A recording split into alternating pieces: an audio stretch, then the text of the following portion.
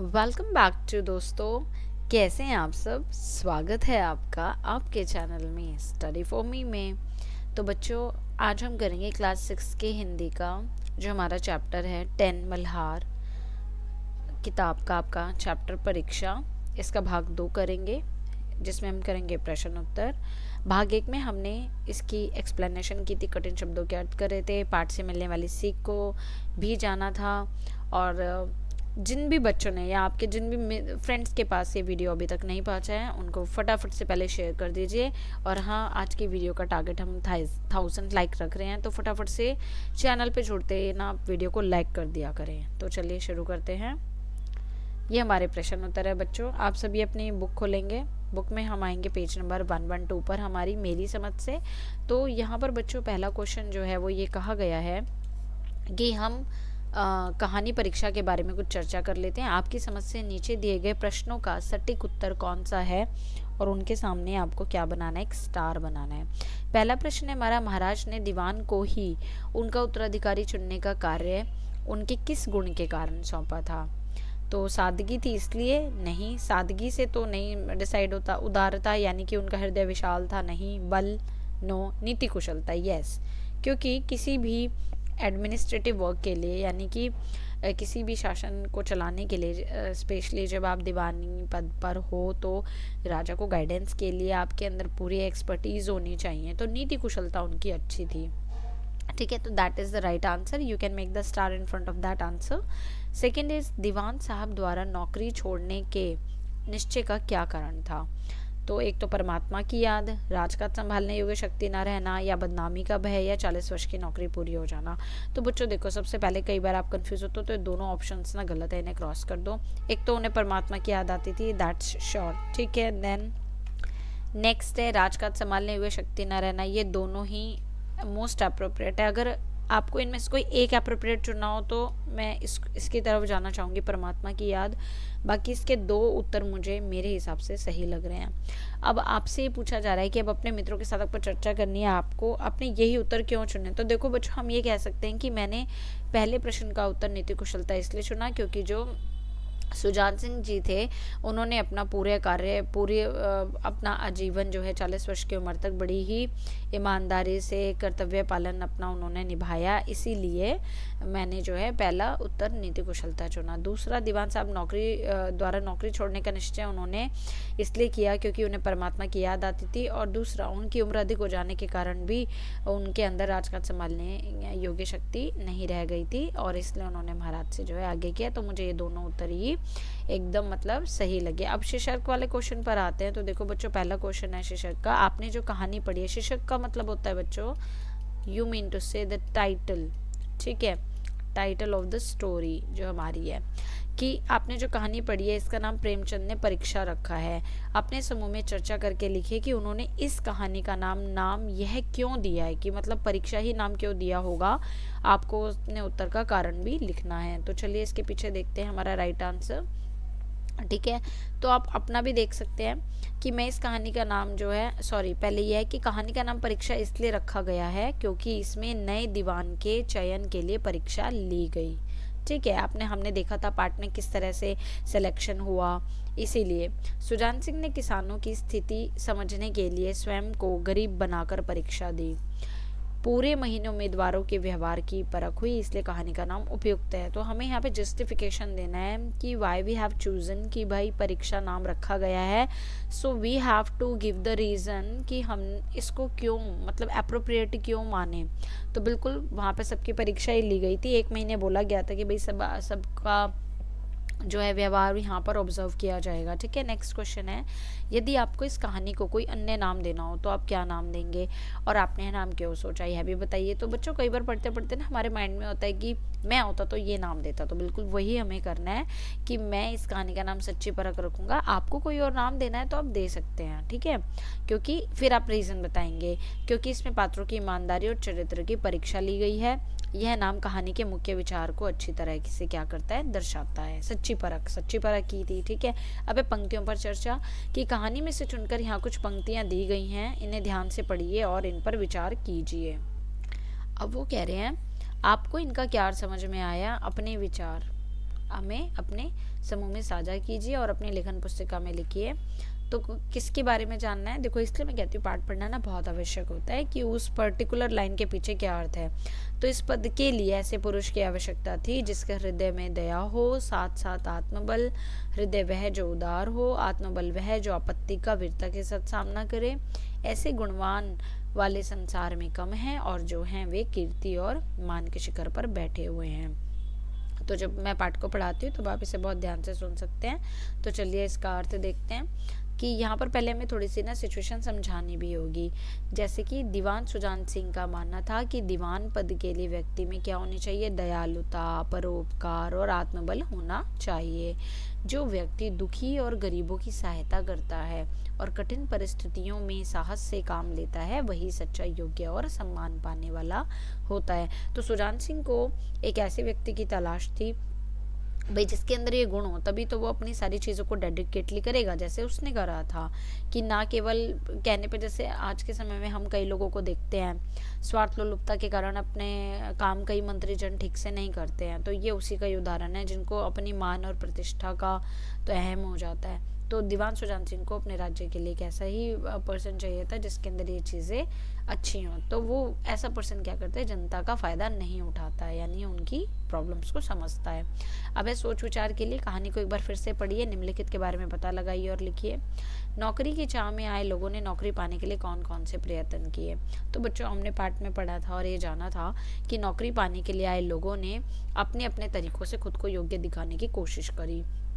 जो व्यक्ति देर तक सोया रहता था वह सुबह सुबह टहलने लगा ताकि अनुशासित लगे उसको। भाई कोई दूसरा अगर ऑब्जर्व कर रहा है तो लगे कि भाई मैं तो सुबह उठ जाता हूँ। जो लोग अपने नौकरों से कठोर व्यवहार करते थे वे अब उन्हें आदरपूर्वक आप और जनाब कहकर बुलाने लगे। जिसे पढ़ाई से नफरत थी वे अब किताबें पढ़ने का दिखावा करने लगे। हर कोई अपने व्यवहार में बदलाव लाकर दीवान पद की योग्य दिखने का प्रयास कर रहा था। अब नेक्स्ट है, उसे किसान की सूरत देखते ही सब बातें ज्ञात हो गई। खिलाड़ी को कौन कौन सी बातें पता चल गई? बच्चों, यहाँ पे अभी है ना मेरे माइंड में एक बात आई है, मैं आपको बता दूं। मुझे अभी उस पर्सन का नाम ध्यान नहीं आ रहा। आपने सुना होगा रतन टाटा जी ने एक ऐसे पर्सन को एक वीडियो देखी थी जो डॉगी को जो है उसकी देखभाल कर रहा था। और रतन टाटा को ये चीज़ बहुत अच्छी लगी, उसकी ईमानदारी, जिस तरह से वो जानवर की टेक केयर कर रहा था। तो रतन टाटा जी ने उनको अपने समक्ष एक पोस्ट भी ऑफ़र करी, जॉब ऑफ़र करी। तो ये कहीं ना कहीं अगर मैं बोलूँ तो ये इस पार्ट से कोरिलेट करूँ तो अगर हमारे अंदर दयालुता, परोपकार की भावना है तो कोई हम वो जो है दिखावे के लिए नहीं कर रहा। उससे एक आत्म सुख मिलता है अलग ही टाइप का, जब आप किसी दूसरे की पीड़ा को समझते हैं। तो देखो किस तरह से वो लड़का कहाँ से कहाँ आ गया। तो बच्चों, कहीं ना हम दिखावे के लिए नहीं, नेचुरली इन चीज़ों को अगर अपने अंदर ले लें, दूसरों के लिए दया भाव, चाहे वो मनुष्य है, पशु है, पक्षी है, सबके लिए, तो आप ये सोच लीजिए कि कोई है जो हमें देख रहा है, हर वक्त देख रहा है, और वो है ईश्वर, परमात्मा। ठीक है, हम तभी कुछ करेंगे क्या जब फिजिकली हमें कोई देखेगा दाएं बाएं खड़ा होकर? नहीं, जब भी आप कोई काम करें तो सोचे कि मेरे को वो परमात्मा देख रहा है। ठीक है, तो अपने अंदर भी गुण लेकर आइए। अब बढ़ते हैं नेक्स्ट क्वेश्चन की तरफ। उसे किसान की सूरत देखते ही सब बातें ज्ञात हो गई। खिलाड़ी को कौन सी बातें पता चल गई? तो जब खिलाड़ी ने किसान को गाड़ी सहित नाले में फंसा देखा तो उसने किसान की सूरत देखकर समझ लिया कि वह लाचार और परेशान है। किसान काफी देर से गाड़ी को नाले से निकालने की कोशिश कर रहा था, लेकिन थककर अब बेबस और दुखी हो गया था।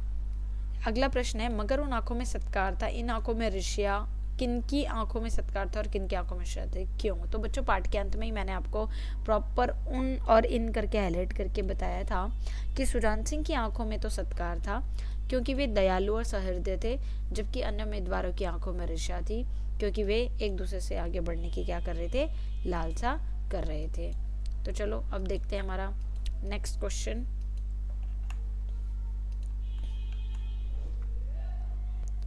और बच्चों आगे देखते हैं हमारा खोजबीन में। इसमें इन्होंने ये कहा है कि कहानी में से वे वाक्य खोजकर लिखे कि जिनसे पता चलता है कि शायद युवक बूढ़े किसान की असलियत पहचान गया था। तो युवक ने किसान की तरफ गौर से देखा, तो हमें वो लाइन बतानी है जो जिससे पाठ से मैं पता चल रहा था। तो वो लाइन ये है कि युवक ने किसान की तरफ गौर से देखा, उसके मन में एक संदेह हुआ, क्या यह सुजान सिंह तो नहीं है? आवाज़ मिलती है, चेहरा मोहरा भी वही है। ठीक है, तो ये वाली लाइन थी। दूसरा है, नौकरी के लिए आए लोग किसी तरह बस नौकरी पा लेना चाहते थे। तो ये क्या किन लाइनों से पता चल रहा है? वो है कि जिससे बात कीजिए वह नम्रता और सदाचार का देवता बना मालूम देता था। लोग समझते थे कि 1 महीने का झंझट है, किसी तरह काट लें, कहीं कार्य सिद्ध हो गया तो कौन पूछता है। अब कहानी की रचना, लोग पसीने से तर हो गए, खून की गर्मी आंख और चेहरे से झलक रही थी। इन वाक्यों को पढ़कर आंखों के सामने थकान से चूर खिलाड़ियों का जो है चित्र दिखाई देने लगता है। तो यह चित्रात्मक भाषा है। चित्रात्मक भाषा क्या होती है कि बच्चों, जब कोई वर्ड्स या कोई लाइन ऐसी हम पढ़ लेते हैं या सुनते हैं तो हमारे आंखों के आगे एक इमेजिनेशन आ जाती है। हालांकि वो चित्र बिल्कुल वैसा हमारे सामने नहीं होता, बट हमें वो रिवाइव होने लगता है। तो ध्यान देंगे तो इस पाठ में ऐसी और भी अनेक विशेष बातें आपको दिखाई देंगी। कहानी को एक बार ध्यान से पढ़िए, आपको इस कहानी में और कौन कौन सी विशेष बातें दिखाई दे रही हैं, अपने समूह में मिलकर उनकी सूची बनाइए। तो यदि मैं बात करूँ तो इस कहानी की विशेषताएं हैं जैसे कि चित्रात्मक भाषा है, ठीक है, और हमें कहानी में क्या क्या पता चला? सजीव चरित्र। ये सजीव चरित्र मतलब कि जो भी करेक्टर्स इसके अंदर दिए गए थे, जब हम उनको सुन रहे हैं, देख रहे हैं, तो वो रियल लाइफ में भी अगर हम उन्हें एप्लीकेबल करें तो इस तरह के लोग होते हैं। नैतिक संदेश देती हुई दिखाई देती है ये जो है कहानी हमें, कि भाई कैसे नैतिक मूल्य जो जैसे कि हमारे कर्तव्य परायण लोग होते हैं, जिनके अंदर सहृदय हो, परोपकार की भावना हो, दया भाव हो, तो ये नैतिक संदेश दे रही है, क्योंकि नैतिक मूल्यों से संबंधित ज्ञान दे रही है। स्वाभाविक संवाद है, मतलब कि जो हम नॉर्मली करते हैं, जब हम कहानी को पढ़ते हैं तो हमें कहीं भी ऐसा बहुत मुश्किल लैंग्वेज नहीं लगती। स्वाभाविक संवाद जो नॉर्मली होता है किसी पर्टिकुलर सिचुएशन में। और यथार्थ मतलब जो प्रैक्टिकल लाइफ से जुड़ी शैली होती है लोगों की आज के टाइम में, तो वो सारी की सारी चीज़ें, ये कहानी की विशेषताएं यहाँ पर हमें पता चलती हैं। अब ये समस्या और समाधान, इस कहानी में कुछ समस्याएं हैं और उसके समाधान भी हैं। तो कहानी को एक बार फिर से पढ़कर बताइए कि महाराज के सामने क्या समस्या थी, उन्होंने इसका क्या समाधान खोजा। तो सुजान सिंह अब जो है वृद्ध हो चुके थे, तो समस्या महाराज के सामने तो यही थी, एक ही थी कि वो वृद्ध हो चुके थे और अपना बाकी जीवन ईश्वर भक्ति में लगाना चाहते थे। इसलिए उन्होंने दीवान का पद छोड़ने की इच्छा जताई। महाराज उन्हें छोड़ना नहीं चाहते थे क्योंकि वे अनुभवी थे, ईमानदार थे और बुद्धिमान दीवान थे। राजा ने बहुत आग्रह किया, पर जब सुजान सिंह नहीं माने तो महाराज ने उनकी बात मान ली और इस शर्त पर कि नए दीवान का चयन जो है सुजान सिंह क्या करेंगे, स्वयं करेंगे। अगला प्रश्न है, दीवान के सामने क्या समस्या थी, उन्होंने इसका क्या समाधान खोजा। तो बच्चों, दीवान के सामने ना यह समस्या थी कि उन्हें एक ऐसा व्यक्ति चुनना था जो सच में योग्य और गुणवान हो, सच में मतलब दिखावटी ना हो। इसके लिए उन्होंने एक विज्ञापन प्रकाशित कराया जिसमें लिखा था कि उम्मीदवार की चुनाव प्रक्रिया शिक्षा के आधार पर नहीं बल्कि उसके बिहेवियर पे, यानी कि आचार व्यवहार और गुणों की 1 महीने तक परीक्षा लेकर की जाएगी। ठीक है, अब नौकरी के लिए आए लोगों के सामने क्या समस्या थी, उन्होंने इसका क्या समाधान खोजा। तो नौकरी पाने के लिए आए लोगों के सामने अच्छा और योग्य बनने की चुनौती थी। ठीक है, इसके लिए उन्होंने झूठा दिखावा करना शुरू कर दिया। वे पहले जहाँ कठोर और लापरवाह थे, अब मीठे और नम्र शब्दों में बात करने लगे। जो देर तक सोते थे वो अब सुबह जल्दी उठने और किताबें पढ़ने का दिखावा करने लगे, ताकि सबको लगे कि वे सच में क्या है, सुधर गए हैं। अब मन के भाव। तो आइए बुक नंबर 114 पर देखते हैं मन के भाव। यहाँ पर बच्चों आपको ये बोला गया है कि देखो मन के भाव। तो सबसे पहले क्वेश्चन को समझना बहुत ज़रूरी है। स्वार्थ था, मद था, मगर उदारता और वात्सल्य का नाम भी न था। तो यहाँ पे देखो स्वार्थ, मद, उदारता और वात्सल्य को क्या किया हुआ है, रेखांकित किया हुआ है, अंडरलाइन किया हुआ है। अब इस वाक्य में कुछ शब्दों के नीचे रेखा खींची हुई है, ये सभी नाम हैं लेकिन दिखाई देने वाली वस्तुएं नहीं। अगर मैं बात करूँ स्वार्थ, उदारता, मद यानी कि घमंड, अहंकार, वात्सल्य, तो ये सारे ना इमोशंस हैं, हमें दिखाई नहीं देते। तो लेकिन दिखाई देने वाली वस्तुओं, व्यक्तियों, जगहों के नाम नहीं है, ये सभी शब्द मन के भावों के नाम हैं। आप कहानी में से ऐसे अन्य नामों को खोजकर नीचे दिए गए रिक्त स्थानों में लिखिए। तो अब हमें कहानी में से है ना ऐसे लिखने हैं जो भावों के ही नाम हो। ठीक है, तो मैं आपको अब जो नाम शो कर रही हूँ वो आप इनके अंदर बच्चों, सभी बच्चे पेंसिल और बुक लेके बैठे हैं। जो मैं नाम आपको शो कर रही हूँ आप अपने इन क्लाउड्स में फिल करना। ठीक है, तो मैं आपको दिखा रही हूँ भावों के नाम हमारे हैं, जैसे कि क्या है? स्वार्थ है, मद है, ईर्ष्या, उदारता, वात्सल्य, नम्रता, सदाचार, सदाचार मतलब अच्छा व्यवहार, संदेह मतलब कि डाउट, थकान, करुणा। तो इसके अंदर हम पॉजिटिव नेगेटिव ये सारे के सारे जो हमारे इमोशंस हैं हम इसमें डाल सकते हैं। अब आइए बुक के पेज नंबर 115 पे, ठीक है, ये हमारे क्या हैं? विपरीतार्थक शब्द हैं। तो आइए हम इन्हें अटेंड करते हैं, विपरीतार्थक शब्दों को। सभी बच्चे ध्यान से देखेंगे और इसे करेंगे। ऊपर ये एक अभिनय का पोर्शन दिया हुआ है, ये आप इसे स्वयं करेंगे, ठीक है। और ये इसको स्किप मत कीजिएगा, उसका कारण है कि अभिनय करने से कहीं ना कहीं ये कला आगे आपके जीवन में काम आएंगी, ठीक है। तो कुछ भी बुक में जो दिया गया है वो व्यर्थ नहीं है, आपके ऊपर पूरा डीप में वर्क किया गया है एनसीईआरटी द्वारा। अब देखो, विद्या का कम परंतु कर्तव्य का अधिक विचार किया जाएगा। तो कम का विपरीत अर्थ देने वाला शब्द क्या हो गया? अधिक। इसी प्रकार के कुछ विपरीतार्थक शब्द नीचे दिए गए हैं, लेकिन वे आमने सामने नहीं हैं। रेखाएं खींचकर विपरीतार्थक शब्दों के जोड़े बनाइए। तो बच्चों ये आपको ना लर्न भी कर लेना है, क्योंकि इसी में से ये आपके पेपर में भी आएगा, ठीक है। अब देखो, आना का क्या होता है हमारा? आना का होगा हमारा जाना। साथ साथ मैच करते जाइएगा बाद में, क्योंकि मैं इसके होते ही इरेज कर दूंगी, और जिनका अगर रह भी जाता है तो वो उसे पॉज करके कर लीजिएगा, ठीक है। नंबर 2 पे हमारा गुण है, तो गुण का क्या होगा? थोड़ा खुद से भी ढूंढने की कोशिश कीजिए। गुण का होगा अवगुण, ठीक है। आदर का क्या होगा हमारा? आदर का होगा हमारा अनादर। उसके बाद हमारा आता है नंबर 4 स्वस्थ। स्वस्थ का क्या होगा हमारा? अस्वस्थ, ठीक है। नंबर 5 का हमारा है कम। कम का क्या होगा? अधिक। फिर दयालु। दयालु का क्या होगा हमारा? निर्दयी। दयालु वो होते हैं जिसके अंदर दया भाव, और निर्दयी जो बिल्कुल भी कहते हैं ना बेरहम है, इसमें दया का भाव नहीं है, वो। योग्य। योग्य का उल्टा क्या होगा हमारा? योग्य मतलब जो किसी चीज़ के लिए कैपेबल हो, तो उसका उल्टा हो जाएगा अयोग्य, जो नहीं हो, ठीक है। हार। हार का है हमारा उल्टा, आप सभी जानते हैं हार का उल्टा जीते, तो बिल्कुल सिंपल सा है। आशा का हमारा क्या होगा? निराशा, ठीक है। तो बच्चों ये सारे थे हमारे विपरीतार्थक शब्द। हाँ, इनको याद करने के बाद लिख लिख कर प्रैक्टिस करनी ज़रूरी है, क्योंकि कहीं ना कहीं आपकी मात्राओं में फेरबदल हो सकता है। और ज़रूरी बात जो मैं बता दूं, ध्यान से सुनना, कभी कभी एग्ज़ाम में थोड़े, अभी जैसे आप ऐसे याद कर रहे हो आना का जाना, गुण का अवगुण, तो ये कई बार ऐसे भी आ सकते हैं कि जैसे निर्दयी का बताओ, है ना। हम जनरली क्या करते हैं, यहाँ से याद कर रहे हैं, और फिर ऐसा उल्टा भी आ सकता है कि अयोग्य का क्या होगा? योग्य। तो आप इसको उल्ट पुल्ट करके याद करना है। जैसे आना का जाना है तो जाना का आना भी हो सकता है, इस तरह से, ठीक है। तो किसी भी तरीके से, तो ये किसी भी ये जो है किसी भी तरीके से पूछा जा सकता है। तो चलो हम करते हैं अब नेक्स्ट, आगे बढ़ते हैं। हमारा पेज नंबर, नहीं, हम आते हैं अपने स्लाइड्स पे, ठीक है। आगे देखेंगे कहावत। कहावत है बुक में 1 पेज 6 पे आएंगे। देखो बच्चों, कहावतें बहुत सारी आई हैं हमारी किताब में, आप ध्यान दीजिएगा, मैंने आपको बताया भी था। जैसे गहरे पानी में पैटने से ही मोती मिलता है, यह वाक्य एक कहावत है, और इसका अर्थ है कि कोशिश करने पर ही सफलता मिलती है। ऐसे ही एक और कहावत है, जिन खोजा तिन पाइयां गहरे पानी पैठ, अर्थात परिश्रम का फल जो है अवश्य मिलता है। कहावतें ऐसे वाक्य होते हैं जिन्हें लोग अपनी बात को और अधिक प्रभावशाली बनाने के लिए प्रयोग करते हैं। आपके घर और आस पड़ोस में भी लोग अन्य कहावतों का उपयोग करते होंगे। तो नीचे कुछ कहावतें और उनके भावार्थ दिए गए हैं, आप इन कहावतों को कहानी से जोड़कर अपनी लेखन पुस्तिका में लिखिए। तो बच्चों ये आइए हम इनको समझते हैं और बहुत अच्छे से।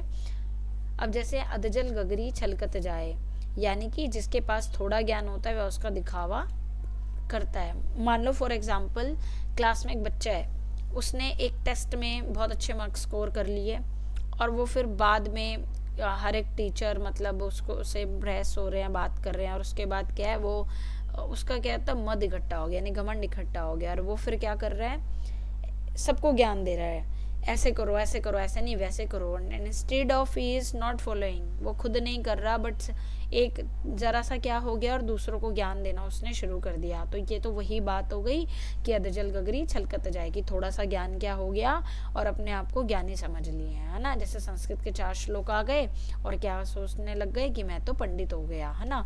अब देखो नेक्स्ट, अब पछताए होत क्या जब चिड़िया चुग गई खेत, समय निकल जाने के बाद पछताना व्यर्थ होता है। जैसे कि कक्षा में इन पे है ना आपको अर्थ के साथ ना वाक्य बनाना आएगा, ठीक है। तो आप जैसे बता सकते हो कि मोहन ने समय पर पहले तो पढ़ाई की नहीं, वह खेलता रहा, परंतु जब परीक्षा समय आई, परीक्षा के पास आने पर उसके पास पहाड़ जैसा पाठ्यक्रम था। तो ये तो वही बात हो गई कि अब पछताए हो तो क्या, जब चिड़िया चुग गई खेत, अब एक दिन में क्या क्या याद करोगे। इसलिए कहती हूँ स्टडी फॉर मी से डेली रिवीजन, एक्सरसाइजेस, ग्रामर, सारी मेरी प्लेलिस्ट में ग्रामर की वीडियोस है, जाके वहाँ से देखो, टाइम टू टाइम उसको पढ़ लिया करो। ठीक है। नेक्स्ट है एक अनार 100 बीमार। कोई ऐसी एक चीज़ जिसको चाहने वाले अनेक हों, है ना। जैसे आप लगा लो किसी भी अपनी फेमस पर्सनालिटी को लगा लो कि जिसके बहुत सारे चाहने वाले हो। MS धोनी जी को देख लो, विराट कोहली को देख लो, है ना, लता मंगेशकर जी हो गए, अमिताभ बच्चन जी हो गए, है ना। स्टडी फॉर मी हो गया, एक अनार 100 बीमार, है ना। अब देखो, जो गरजते हैं वे बरसते नहीं, जो अधिक बढ़ चढ़कर बोलते हैं वे काम नहीं करते हैं। यानी कि कुछ लोग ऐसे होते हैं, बड़ी बड़ी डींगे हाँकते हैं, पेपर आने दो फिर देखना, मैं ये करके दिखाऊंगा, मैं तो इतने नंबर ले आऊँगा, मैं ये करूँगा, मैं वो करूँगा, इस बार तो मैं फर्स्ट आ जाऊँगा, मेरी नई साइकिल आ जाएगी, ये वो, है ना। ऐसी डींगे हाँकते हैं और फिर उसके बाद क्या होता है, टाइम टाइम फेस। उसके बाद इसलिए कहते हैं फिर ऐसे लोगों के लिए कि जो गरजते हैं वे बरसते नहीं। बिल्कुल जैसे कुछ नेता लोग भाषण देते हैं, चुनाव में हम ये करेंगे, वो करेंगे, हम लोगों को रोजगार देंगे, हम अच्छा पानी देंगे, हम ये देंगे, और उसके बाद क्या होता है आपको पता ही है, जो गरजते हैं वो बरसते नहीं, है ना। अब देखो, जहाँ चाह वहाँ राह। जब किसी काम को करने की इच्छा होती है तो उसका साधन भी मिल जाता है। तो बिल्कुल बच्चों, बहुत से बच्चों को ना बहुत ज़्यादा टेंशन होती है, डिप्रेशन होती है, अरे यार ये कैसे होगा, अरे यार वो कैसे होगा, मैं तो फंस गया, मुझे तो ये नहीं आ रहा। तो बच्चों, एक बार जब आपने ठान लिया ना आपको लाइफ में ये करना ही है, मुझे ये पार्ट पढ़ना ही है, मुझे अपना टारगेट इतना अचीव करना ही है, तो जब आप उस धुन में निकल चलते हो ना, तो साधन अपने आप आपको अवेल होने शुरू हो जाते हैं। कहने का मतलब है रास्ते निकलने शुरू हो जाते हैं। आप पहले सोचो कि सिचुएशंस आपके फेवर में हुए हैं, तो ऐसा कभी नहीं होता। ठीक है। हम जब काम करना शुरू करते हैं सिचुएशन के अकॉर्डिंग थोड़ा सा अपने आप को मॉडिफाई करना होता है। तो इसलिए अब ये थर्स्टी क्रो वाली कहानी आपने सुनी होगी, जब वो प्यासा था तो कंकड़ डालता जाता, पानी ऊपर आता जाता है। तो इसका मतलब वही हो गया कि जब हम किसी भी काम को करने की कोशिश करते हैं, चाहे वो कितना मुश्किल क्यों ना, पर जब हम करने की कोशिश करते हैं ना, तो दिमाग में रास्ते सूझने शुरू हो जाते हैं। ठीक है। अब यहाँ पर आपको एग्जांपल्स भी दिए गए हैं, यहाँ नीचे दिया हुआ है। चलो हम ये that's not of use, already I made you understand all the कहावतें। हम बढ़ेंगे अब पार्ट से आगे वाले हमारे पोर्शन में कि पार्ट से आगे में क्या कहा गया है। देखो यहाँ पर अब बच्चों ये भी बोला था कि आपकी पाठ में और भी हैं। तो देखो ये कुछ वाक्य मैंने आपको अलग से वहाँ पे बता दिए थे, बट यहाँ लिखे भी हुए हैं, तो आप इसको वीडियो को पॉज करके स्वयं से पढ़िएगा इसको। कि जैसे आधे जल गगरी छलकत जाए का था कि नौकरी के लिए आए कई लोग अपने झूठे गुणों और ज्ञान का दिखावा कर रहे थे, वे केवल बाहर से अच्छे बनकर दिखाना चाहते थे। ठीक है। तो आप वीडियो को पॉज करके से खुद से पढ़ेंगे और अपना थोड़ा सा ज्ञान चक्षुओं को खोलेंगे, विस्तार देंगे। हम बढ़ते हैं आगे। ये पाठ से आए हुए उदाहरण हैं जो मैंने आपको दिए हैं, ठीक है, कहानी से संबंध में। अब हम बढ़ते हैं आगे। पाठ से आगे अनुमान या कल्पना से। इसमें बच्चों दूसरे दिन देश के प्रसिद्ध पत्रों में विज्ञापन निकला। देश के प्रसिद्ध पत्रों में नौकरी का विज्ञापन किसने निकलवाया होगा, आपको ऐसा क्यों लगता है? तो देश के जाने माने अखबारों में विज्ञापन शायद देवान सुजान सिंह ने ही निकलवाया होगा। हमने शायद इसलिए लगाया क्योंकि पाठ में इसका कहीं भी ना वैसे लिखित वर्णन नहीं है। राजा भी निकलवा सकते हैं और दीवान सिंह भी निकलवा सकते हैं, क्योंकि नए दीवान का चयन करने का दायित्व उन्हीं को सौंपा गया था। तो इस सेंस में हम थोड़ा लॉजिक लगा सकते हैं कि भाई उन्होंने ही निकलवाया था, क्योंकि उन्हीं को रिस्पॉन्सिबिलिटी दी गई थी राजा द्वारा, इसलिए योग्य व्यक्ति खोजने के लिए उन्होंने यह तरीका अपनाया। नेक्स्ट है, इस विज्ञापन ने सारे में मुल्क तहलका मचा दिया। विज्ञापन ने पूरे देश में तहलका क्यों मचा दिया? सारे मुल्क में आना चाहिए ना, सारे में मुल्क नहीं, सारे मुल्क में आना चाहिए यहाँ, क्योंकि वो पढ़ने में अटपटा लग रहा है। ठीक है। अब देखो, इस विज्ञापन ने पूरे देश में तहलका इसलिए मचा दिया होगा क्योंकि इसमें दीवान जैसे ऊंचे और सम्मानित पद की नौकरी की बात कही गई थी। साथ ही इसमें यह भी लिखा था कि शिक्षा या डिग्री नहीं बल्कि व्यक्ति के आचार व्यवहार और गुणों के आधार पर चयन किया जाएगा। अब यह बात सबको चौंकाने वाली लगी, इसलिए हर कोई इस पद को पाने के लिए क्या हो गया, उत्सुक हो गया। विज्ञापन। दूसरे दिन देश के प्रसिद्ध पत्रों में विज्ञापन निकला कि देवगढ़ के लिए एक सुयोग्य दीवान की जरूरत है। तो कहानी में इस विज्ञापन की सामग्री को पढ़िए, इसके बाद अपने समूह में मिलकर इस विज्ञापन को अपनी कल्पना का उपयोग करते हुए बनाइए। तो आपको यहाँ पे बच्चों हिंट दिया है, जैसे विज्ञापन बनाने के लिए आप एक चौकोर कागज यानी कि स्क्वायर में एक हाशिया यानी कि लाइन खींचेंगे। इसके बाद इस हाशिए के भीतर के खाली स्थान पर सुंदर लिखाई चित्रों, रंगों आदि की सहायता से सभी आवश्यक जानकारी लिख दीजिए। आप बिना रंगों या चित्रों के भी विज्ञापन बना सकते हैं। अब जैसे देखो, विज्ञापन की लाइंस मैंने यहाँ लिखनी शुरू कर दी हैं, मैं अभी आपको बता भी दूंगी। पहली लाइन कैसे स्टार्ट करोगे कि देवगढ़ राज्य को एक योग्य दीवान की आवश्यकता है। साइड में आप कोई भी डिजाइन बना सकते हैं to make it more impressive, ठीक है, but it is not necessary. थोड़ा विज्ञापन में आप थोड़ा बहुत ऐसी पिक्चर्स का यूज़ कर लेते हो ना, तो वो बहुत अच्छा लगता है। फिर अब नीचे क्या लिखोगे कि देवगढ़ राज्य के लिए एक ईमानदार, दयालु, नीतिपरायण और जनता हितैषी व्यक्ति की आवश्यकता है, जो राज्य के कार्यों को बुद्धिमत्ता और निष्पक्षता से संचालित कर सके। तो बच्चों यहाँ पर ना द के नीचे ना हलंत है, ठीक है, यहाँ पे द के नीचे हलंत है। चलो आगे देखते हैं। अब हाशिया कैसे करना है। हाशिया देखो मैं आपको पहले बता देती हूँ। आपने समझ लो ये आपका पेपर है, ठीक है, तो what you need to do, आपको पहले ना, मेरी लाइन थोड़ी टेढ़ी हो गई है, वेट करो एक सेकेंड। हाँ, तो आप एक ना ऐसा चौड़ा सा सफाई से आप ऐसे हाशिया खींच लोगे पेंसिल से। उसके बाद आप अपना विज्ञापन शुरू कर सकते हो। जैसे जो भी लाइन मैं दिखा रही थी, आप उसको यहाँ लिखोगे अपने विज्ञापन की लाइंस को, ठीक है। जिस जिस तरीके से वो आपका अलग हो सकता है, आप यहाँ डिज़ाइन बना सकते हो, यहाँ डिज़ाइन बना सकते हो, हेडिंग में या टॉप पे भी दे सकते हो, जैसे भी एडवर्टाइजमेंट होती है आपने देखी होगी, ठीक है। तो चलो अब मैं आगे बता रही हूँ, आगे और क्या लिखना है आपको। तो पहला वाला पॉइंट तो हमने उधर कर लिया था। अब उसके बाद है योग्यता, यानी कि क्वालिफिकेशंस क्या हैं, बट कोशिश करना हिंदी के ही शब्द हैं, अंग्रेजी शब्द ना हो। शिक्षा नहीं बल्कि आचार व्यवहार और सद्गुणों की परख होगी। दयालु, साहसी, सत्यनिष्ठ, परोपकारी व्यक्ति वांछनीय है। कठिन परिस्थितियों में भी निर्णय लेने का साहस और आत्मबल होना चाहिए। तो आप यहाँ पर अपने शब्दों का भी प्रयोग कर सकते हैं, but it should be reasonable. ऐसा नहीं कि मतलब ऐसा हो कि दयालु, साहसी, सत्यनिष्ठ व्यक्ति चाहिए, ऐसे चाहिए करके, मतलब आम बोलचाल वाली भाषा से थोड़ा मानक भाषा का प्रयोग करके थोड़ा सा जो पढ़ने में अच्छा लगे। अब है चयन प्रक्रिया। अब जैसे मैंने यहाँ पे एक छोटा सा क्लॉक का साइन बना दिया, आप कुछ और भी बना सकते हो अपना माइंड का यूज़ करके, क्रिएटिविटी का यूज़ करके। अब जैसे उम्मीदवारों के आचरण और व्यवहार की 1 महीने तक परीक्षा ली जाएगी। योग्य व्यक्ति को ही दीवान पद प्रदान किया जाएगा।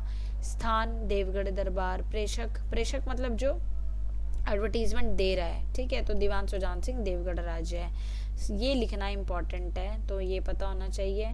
और हाँ, अभी जब आपकी ग्रामर में आगे विज्ञापन लेखन आएगा तो उसमें तो ना दूरभाष नंबर भी लिखते हैं, इवन कईयों में ईमेल आईडी भी होती है, बट यहाँ पर हमें इसके लिए लिखना था, इसलिए हम उस पार्ट को स्किप कर रहे हैं। वो डिपेंड करता है कि विज्ञापन किस तरीके से लिखा जा रहा है, ठीक है। आगे हमारा है विज्ञापनों से लाभ होते हैं और हानि होती है दोनों। अपने समूह में चर्चा कीजिए और चर्चा के बिंदु लिखकर कक्षा में साझा कीजिए। तो बच्चों विज्ञापनों से ना हमें लाभ भी होते हैं और हानि भी दोनों होते हैं। तो नीचे दोनों पक्षों के चर्चा बिंदु दिए गए हैं। तो जैसे देखो कि यहाँ पर मैंने हैंड के एरो दे दिया विज्ञापनों के लाभ, कि विज्ञापन से लोगों को एक तो नई जानकारी मिलती है, नौकरी, वस्तुएं, योजनाएं आदि के बारे में हमें पता चलता है।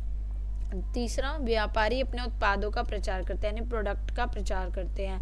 जरूरतमंद व्यक्ति को सही अवसर मिल सकता है, भाई जिसको भी ज़रूरत है उसको अपॉर्चुनिटी मिल जाएगी। समाज में नई तकनीक और सेवाओं के बारे में जागरूकता फैलती है। अब जैसे देखो, हम लोग टीवी पर एडवर्टीजमेंट देखते हैं, हम यूट्यूब देखते हैं, उसके बीच में कितने एड्स आते हैं और बहुत सारी चीज़ें, तो वो एडवर्टीजमेंट के माध्यम से हमें बहुत सारे लोगों द्वारा बनाए गए दूसरे प्रोडक्ट्स के बारे में पता चलता है। अब हानि क्या होती है कि कई बार विज्ञापन ना भ्रामक या झूठे दावे करते हैं, बिल्कुल करते हैं। जैसे बहुत सारे लोग बोलते हैं कि भाई एडवर्टीजमेंट्स में बहुत सारी गलत इन्फॉर्मेशन दे दी जाती हैं और हमें लगता है कि देखो, बट जब हम आप जैसे कोई भी पैकेट देख लो जो आप खाते हो, पैकेट वाली चीज़ें, जब हम इनके इंग्रेडिएंट्स को पीछे देखते हैं तो उसमें हमें दिखता है कि किसी में पाम ऑयल है, किसी में मैदा है, शुगर भी है, और टॉप के पैकेट पे बड़ा बड़ा क्या लिखा होता है, hygiene, health and hygiene, boost up energy, इस टाइप की चीज़ें लिखी होती हैं। तो एक तरह से भ्रामक और झूठे दावे करते हैं, ठीक है। अब देखो, लोग अनावश्यक वस्तुएं खरीदने के लिए प्रलोभित हो जाते हैं। बिल्कुल अनावश्यक मतलब जिसकी ज़रूरत नहीं है। फॉर एग्जाम्पल, किसी प्रोडक्ट के साथ आपने देखा कि बाय 2 गेट 2 फ्री, है ना, इसके साथ इतना फ्री मिलेगा, इसके साथ ये ऑफर इस डेट तक सीमित है। जैसे भी दिवाली आती है हमारी, तो उस पर कितने सारे ऑफर्स हो जाते हैं। अगर आप न्यूज़ चैनल्स देखते हो तो कितने सारे लोगों को ज़रूरत नहीं होती, जिन चीज़ों की सस्ती कोई चीज़ हो जाती है तो वो उसको ले आते हैं कि आगे काम आएगी, बेशक उनको भी ज़रूरत ना हो। तो एडवर्टीज़मेंट के माध्यम से ही हमें इन चीज़ों के बारे में पता चलता है और हम खरीद लेते हैं। बच्चों और युवाओं पर गलत प्रभाव पड़ सकता है। कैसे पड़ सकता है? बिल्कुल पड़ सकता है। हम लोग जब ऐसे गलत प्रोडक्ट्स खरीदते हैं जिन पे बताया जाता है कि इसको खाने से ये होगा, इस तरह की चीज़ें, युवाओं को जैसे आप देखते हैं कि बहुत सारे प्रोटीन शेक से दवाइयों की एड्स होती हैं, बट स्टिल अब ये कितनी सारी मेडिसिन से दुष्प्रभाव बॉडी पर होता है, तो इस टाइप की चीज़ें भी होती हैं, है ना। अब झूठे विज्ञापन से धोखाधड़ी भी हो सकती है। बिल्कुल, झूठे विज्ञापन जब हम देखेंगे तो कोई धोखाधड़ी भी कर सकता है। अब जैसे आपने देखा होगा, स्कैम्स हो जाते हैं आजकल, ऑनलाइन फ्रॉड हो जाते हैं। जैसे ऑनलाइन जो वेबसाइट्स होती हैं जहाँ से हम ऑर्डर्स करते हैं, कई बार क्या होता है उन्हीं की फेक वेबसाइट्स क्रिएट हो जाती हैं, तो वो धोखाधड़ी वाला इश्यू हो जाता है। और कई बार विज्ञापनों से पैसे और समय की बर्बादी होती है। विज्ञापनों से पैसे और समय की बर्बादी कैसे होती है? क्योंकि एडवर्टीजमेंट के लिए ना बहुत ज़्यादा पैसा लिया जाता है, कई बार जो सेलिब्रिटीज़ करते हैं, और इन विज्ञापनों की वजह से जो है व्यक्ति कहीं ना रियल वर्ल्ड से कट जाता है, यानी दूर हो जाता है। उनको लगता है कि ये एडवर्टीजमेंट पे ही वो विश्वास करते हैं कि जो उनको दिखाया जा रहा है वो सब सच है, तो इससे समय की कहीं ना कहीं बर्बादी होती है। और मतलब रियल चीज़ में ना जाकर वो गलत चीज़ में पड़ जाते हैं और उनका टाइम पूरा वेस्ट हो जाता है। अब देखते हैं हम आगे की कहानी। परीक्षा कहानी जहाँ समाप्त होती है उसके आगे क्या हुआ होगा, आगे की कहानी अपनी कल्पना से बनाइए। तो ये आपका उत्तर अलग हो सकता है क्योंकि वो कह रहे हैं कि आगे क्या हुआ होगा, तो आप अपनी इमेजिनेशन से इसे आगे बना सकते हैं। तो जैसे कि सुजान सिंह की परीक्षा में सफल हुआ, युवक देवगढ़ का नया दीवान बना। अब हमें आगे की कहानी कंटिन्यू करनी है, तो उसके ईमानदार और दयालु स्वभाव से राज्य में न्याय और शांति फैल गई, क्योंकि भाई वो अच्छे नेचर का था, तो ऑब्वियसली यही चीज़ होगी। वह किसानों और गरीबों की सहायता करता और सबका सम्मान भी करता था, क्योंकि वो परोपकारी था। महाराज उससे बहुत प्रसन्न हुए। सुजान सिंह ने निश्चिंत होकर अपना शेष जीवन भक्ति और सेवा में बिताया। देवगढ़ राज्य लोगों के सुख और समृद्धि का उदाहरण बन गया। ठीक है, नेक्स्ट आपकी बात, यदि कहानी में दीवान साहब के स्थान पर आप होते तो योग्य व्यक्ति को कैसे चुनते? तो ये तो हमें बहुत अच्छा मौका मिल गया अपने व्यूज़ एक्सप्रेस करने के लिए कि यदि मैं दीवान साहब की जगह होता तो योग्य व्यक्ति को चुनने के लिए केवल उसकी शिक्षा या बातों पर ही नहीं बल्कि उसके कर्म और व्यवहार पर ध्यान देता। मैं ये देखता कि वह दूसरों के प्रति दयालु, ईमानदार और निस्वार्थ है या नहीं। कठिन परिस्थिति में उसका धैर्य और निर्णय लेने की क्षमता कैसी है, तो यह परख कर ही उसे चुनता। तो बिल्कुल बच्चों, हमें भी लाइफ में ना अगर कोई अच्छा दिख रहा है तो हमें ट्रस्ट तो करना चाहिए जो दिखता है, बट ठीक है, बट आंख बंद करके भी ट्रस्ट नहीं करना चाहिए। थोड़ा सा देखना भी चाहिए कि एक्चुअल में पर्सन रियल लाइफ में भी वैसा है या नहीं है। ठीक है, ऐसा तो नहीं है ना कहीं हाथी के दांत खाने के और दिखाने के और वो वाली बात ना हो जाए। तो ये भी एक मुहावरा है। ठीक है, यदि आपको कक्षा का मॉनिटर चुनने के लिए कहा जाए तो आप उसे कैसे चुनेंगे, उसमें किन किन गुणों को देखेंगे और गुणों की परख के लिए आप क्या करेंगे? तो देखो, अब आप सबके दिमाग में अपने क्लास के मॉनिटर को लेकर आओ। ठीक है, तो अब क्या सोचोगे कि यदि मुझे कक्षा का मॉनिटर चुनना हो तो मैं ऐसा विद्यार्थी चुनूंगा जो ईमानदार, जिम्मेदार और अनुशासित हो और सभी से अच्छा व्यवहार करने वाला हो। भाई खुद अगर वो अनुशासन में होगा तभी तो दूसरे कहना मानेंगे ना। अगर वो खुद ही रूल्स ब्रेक कर रहा है तो दूसरे बच्चे थोड़ी ना उसका कहना मानेंगे। अब मैं यह देखूंगा कि वह समय पर काम करता है या नहीं, दूसरों की मदद करता है या नहीं, और नियमों को पालन करता है या नहीं। गुणों की परख के लिए मैं कुछ दिनों तक उसके व्यवहार, बोलचाल और कार्यशैली को ध्यान से देखूंगा। हाँ, फिर बोलेंगे तभी तो मैं उसकी बात मानूंगा। ठीक है, चलो जॉक्स अपार्ट। चलो नेक्स्ट देखते हैं, पेज नंबर 118 पे आएंगे सभी बच्चे। पेज नंबर 118 पे देखो क्या है, नया पुराना। तो बच्चों देखो यहाँ पर आपको दिखाया गया है कोई नए फैशन का प्रेमी, कोई पुरानी सादगी पर मिटा हुआ। ठीक है, तो हमारे आसपास अनेक वस्तुएं ऐसी हैं जिन्हें लोग नया फैशन या पुराना चलन कहकर दो भागों में बांट देते हैं। तो जो वस्तु आपके माता पिता या दादा दादी के लिए हो सकता है वह आपके लिए पुरानी हो, या जो उनके लिए पुरानी हो वो आपके लिए नहीं हो। अपने परिवार या परिजनों से चर्चा करके नीचे दी गई तालिका को पूरा करना है। तो बच्चों इसमें क्या करना है, मेरे लिए नई वस्तुएं जो हैं और मेरे लिए पुरानी वस्तुएं आप अपने अकॉर्डिंगली इसमें फिल करेंगे। परिवार के बड़ों के लिए नई वस्तुएं क्या हो सकती हैं और परिवार के बड़ों के लिए पुरानी वस्तुएं क्या हो सकती हैं। तो ठीक है, तो चलो मैं यहाँ पर आपको बताती हूँ कि किस तरह से हम इसको करेंगे। चलिए देखते हैं। तो देखो फॉर एग्जाम्पल ये आपके अकॉर्डिंगली चेंज भी हो सकता है, ठीक है। तो जैसे मेरे लिए नई वस्तुएं होंगी स्मार्टफोन, पुरानी होगी टेलीफोन जो घरों में लगा होता था। और परिवार के बड़ों के लिए नई वस्तुएं क्या हो जाएंगी, स्मार्ट टीवी, और पुरानी रेडियो।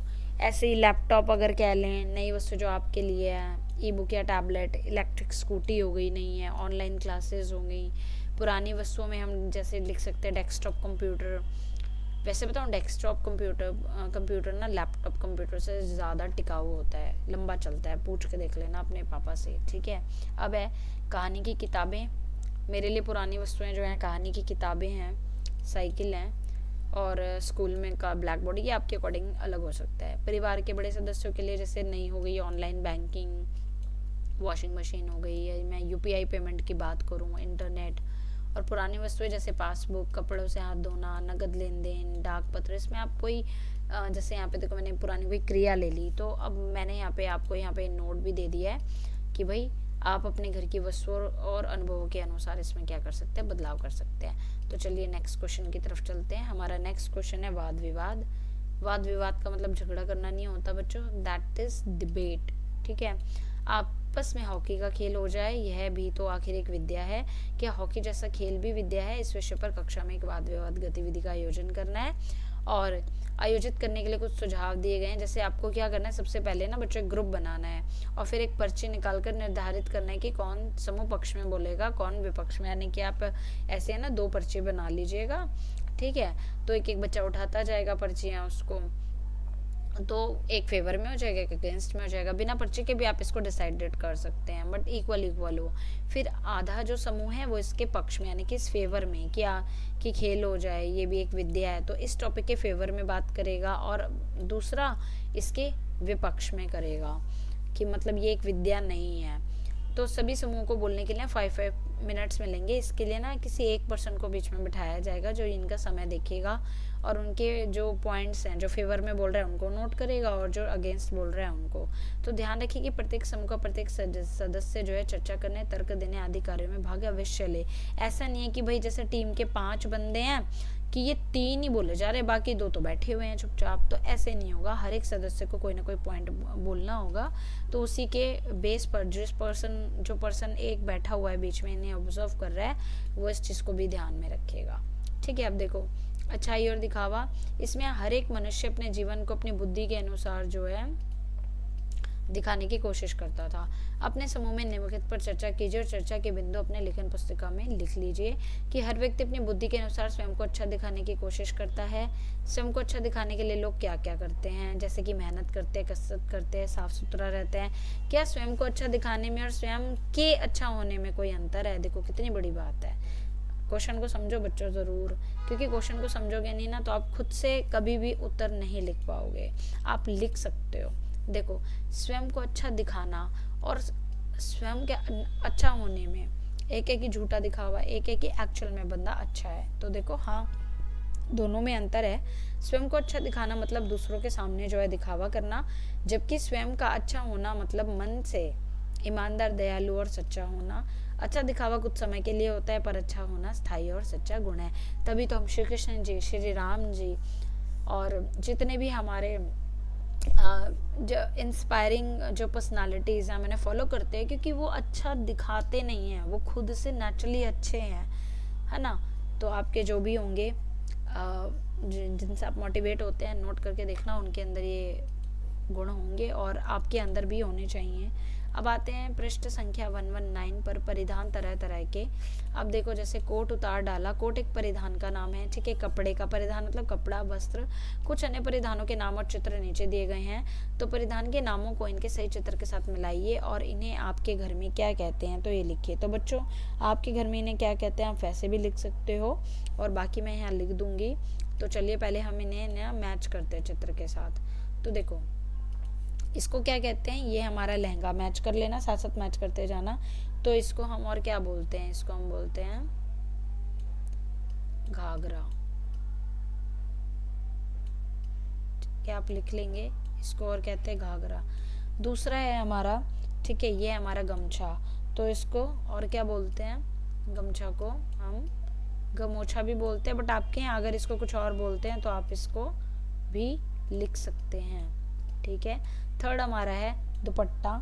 इसको तो हम बहुत कुछ बोलते हैं, जैसे चुन्नी, चुनरी। ठीक है, तो हम इसको ओढ़नी भी लिख सकते हैं, ओढ़नी।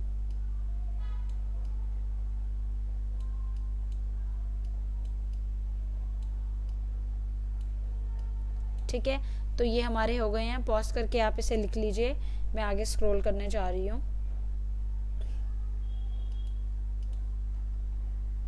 नेक्स्ट देखिए, हम इसको करेंगे अब हमारा,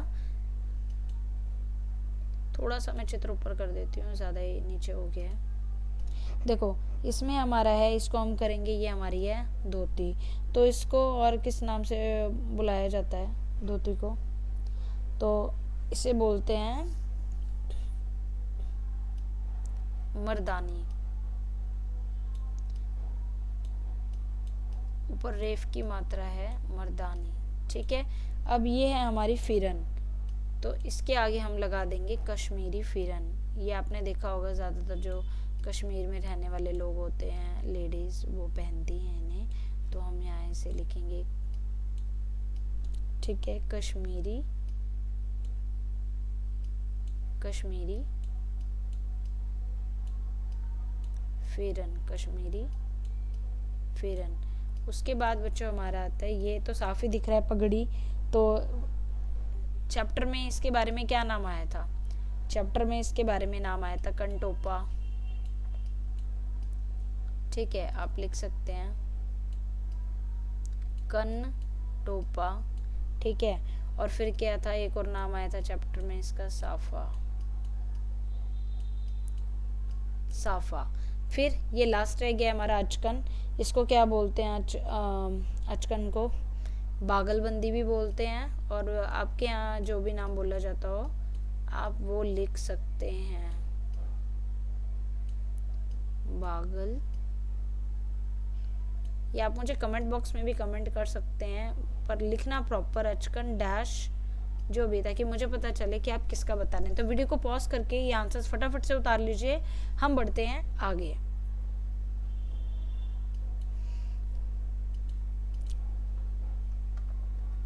अब देखेंगे आपकी परीक्षाएं। हम सभी अपने जीवन में अनेक प्रकार की परीक्षाएं लेते और देते हैं। ठीक है, आप अपने अनुभवों के आधार पर कुछ परीक्षाओं के उदाहरण बताइए। यह भी बताइए कि किसने कब और कैसे और क्यों वह परीक्षा ली। जैसे कि किसी को विश्वास दिलाने के लिए उसके सामने हमने जो है साइकिल चलाकर दिखाए, स्कूल या घर या कोई परीक्षा देना, किसी को किसी काम की चुनौती देना आदि। हम कई बार करते हैं ना कि हमारे दोस्त लोग चैलेंज करते हैं, अच्छा अगर ऐसा है तो ये करके दिखा, तो हम उनको परीक्षा देने की कोशिश करते हैं। तो अब जैसे देखो, एक बार हमारे स्कूल में भाषण प्रतियोगिता हुई, मुझे मंच पर जाकर सबके सामने बोलना था, लेकिन मुझे बहुत डर लग रहा था। फिर मैंने हिम्मत जुटाई और तैयारी करके मंच पर गया। शुरुआत में थोड़ी घबराहट हुई, पर धीरे धीरे आत्मविश्वास आ गया। मैंने पूरा भाषण अच्छे से दिया और सबने तालियां बजाई।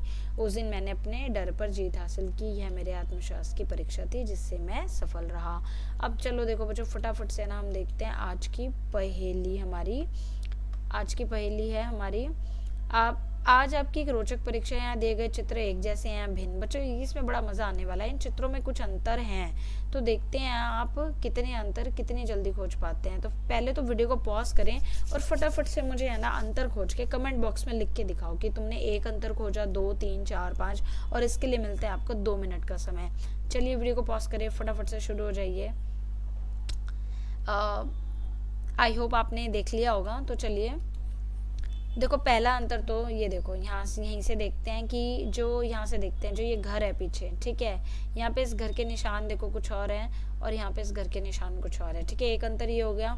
दूसरा अंतर देखो, ये रेड लाइट, यहाँ पे इस रेड लाइट का कलर देखो, यहाँ पर इस रेड लाइट का कलर कुछ और है और इस रेड लाइट का कलर कुछ और है। ठीक है, तीसरा अंतर देखो, तीसरा अंतर ये वृक्ष गायब है, यहाँ पीछे से ये वृक्ष गायब है इधर से, तीसरा अंतर हो गया।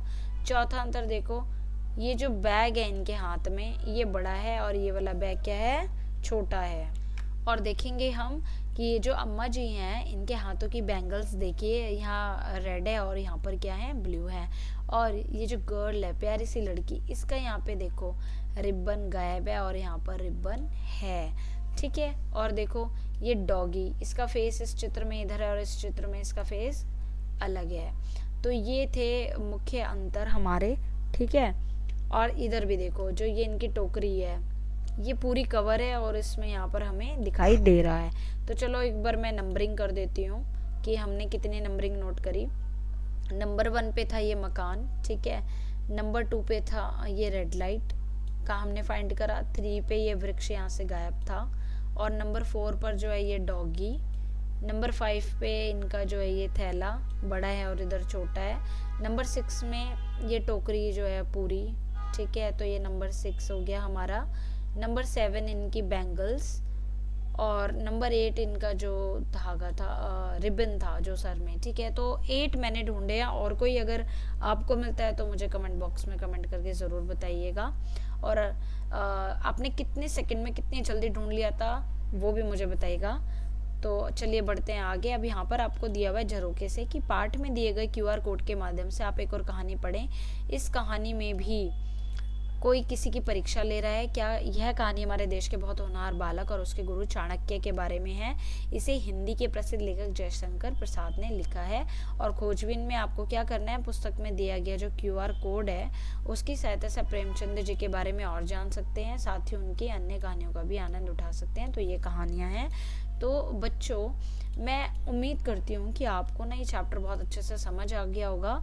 Thank you watching the video. और अगर वीडियो को अभी तक लाइक नहीं किया है तो फटाफट से लाइक कीजिए ना, तो देर किस बात की है। आप भी अपने अच्छे गुण दिखाइए और जल्दी से अपने उन दोस्तों को शेयर कीजिए जिन तक अभी ये वीडियो नहीं पहुंचा है। तो मिलती हूँ नेक्स्ट वीडियो में। Till then take care, bye bye.